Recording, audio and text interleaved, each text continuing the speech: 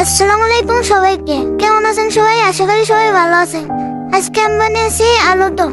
আর আপনারা চাইলে এটা বাসায় থাকা অল্প কিছু উপকরণ দিয়ে বানিয়ে নিতে পারবেন খুব সহজে। চলুন দেখে আসি কিভাবে বানাতে হয়।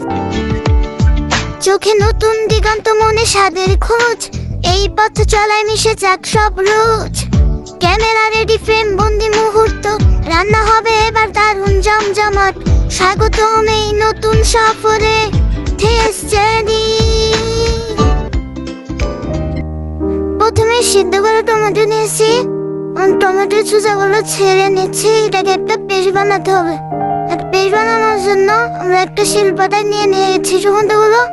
এরপরে টমেটোগুলো ভালো করে ফিনিশিং করে মেটে নিতে হবে এরকম করে। আর এখন মাঝারি সাইজে কিছু আলু মাঝখান থেকে কেটে সিদ্ধ করতে দিয়েছি। এখানে নিয়েছি আলু, টমেটো পেস্ট, আদা রসুন বাটা, জিরা বাটা, হলুদ মরিচ গুঁড়ো, জিরা গুঁড়ো, লবণ, চিনি, কাঁচামরিচ, ধনে পাতা পেস্ট। এবার একটা কড়াইতে তেল গরম করে দিয়ে দিয়ে দেবো লবণ, সামান্য একটু হলুদটা দিয়ে একটু নাড়া দিয়ে আলুগুলো ভেজে নেব, সিদ্ধ করে আলু। এরপরে সিদ্ধ করে আলুগুলো একটু ভালো করে লালচা করে ভেজে নেব। লাল লাল রং হবে যখন, তখন আলুগুলো একটা বাটিতে উঠিয়ে নিতে হবে। আর আলুগুলো উঠানোর পরে এক জায়গায় রেখে দিন। দেখুন আলুর কালারটা কত সুন্দর হয়েছে। আর ওই একইবার একটু তেল দিয়ে দেবো গোটা জিরে ফোড়ন। আর জিরে ফোড়নের সাথে সাথে দিয়ে দেবো কুচনো পেঁয়াজ। আর কুচনো পেঁয়াজটা একটু লাল লাল করে ভেজে নেব। লাল লাল ভাজা হয়ে গেলে দিয়ে দেবো রসুন বাটা, জিরে বাটা, এরপরে দিয়ে দেবো আদা বাটা। এর সাথে দিয়ে দেবো আদা থেকে বেঁধে রাখা টমেটো পেস্টটা। আর টমেটো পেস্টটা দিয়ে একটু নাড়াচাড়া দিয়ে নেবেন। 2-3 মিনিটের মতন নাড়বেন। যখন একটু তেল তেল হয়ে আসবে তখন দিয়ে দিবেন হলুদের গুঁড়ো, মরিচের গুঁড়ো, ধনে গুঁড়ো। এখন একটু দিয়ে দিন স্বাদ মতো লবণ আর একটু চিনি, টকটা ব্যালেন্স করার জন্য। আর এটা দিয়ে একটু পানি দিয়ে কষিয়ে নেন ভালো করে, যাতে মশলাটা পুড়ে না যায়। আর এটা কষানো হয়ে এলে দিয়ে দিবেন ভেজে রাখা আলুগুলো দিয়ে ভালো করে কষিয়ে নিন 5 থেকে 10 মিনিট। এরপরে একটু পানি দিয়ে এটাকে আর একটু সুন্দর করে মাখিয়ে দিয়ে সবগুলো উপকরণ মিশানোর পরে ঢেকে দিন। ঢাকনা উঠিয়ে মাঝে মাঝে দেখবেন পানিটা বলক উঠছে নাকি। যখন বলকটা উঠবে তখন একটু উপর দিয়ে দিতে হবে কাঁচামরিচ কুচো আর ধনে কুচো। এরপরে দিয়ে দিন একটু গরম মশলা গুঁড়ো।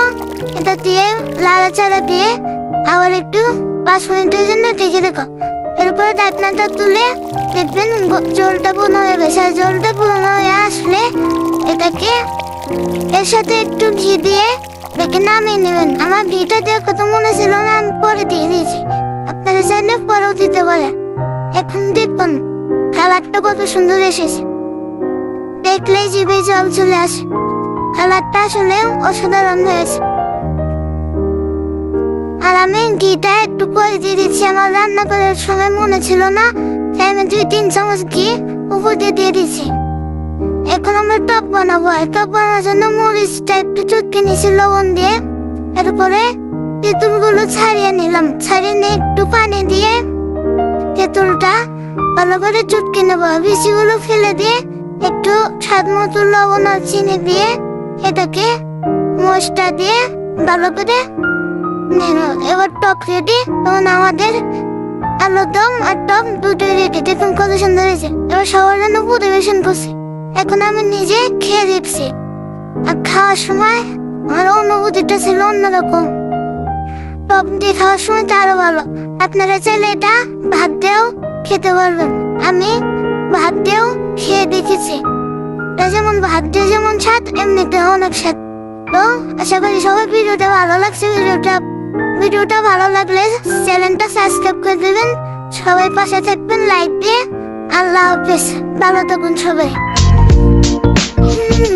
নতুন স্বাদের খোঁজে চলো শুরু করি এক টেস্টি জার্নি।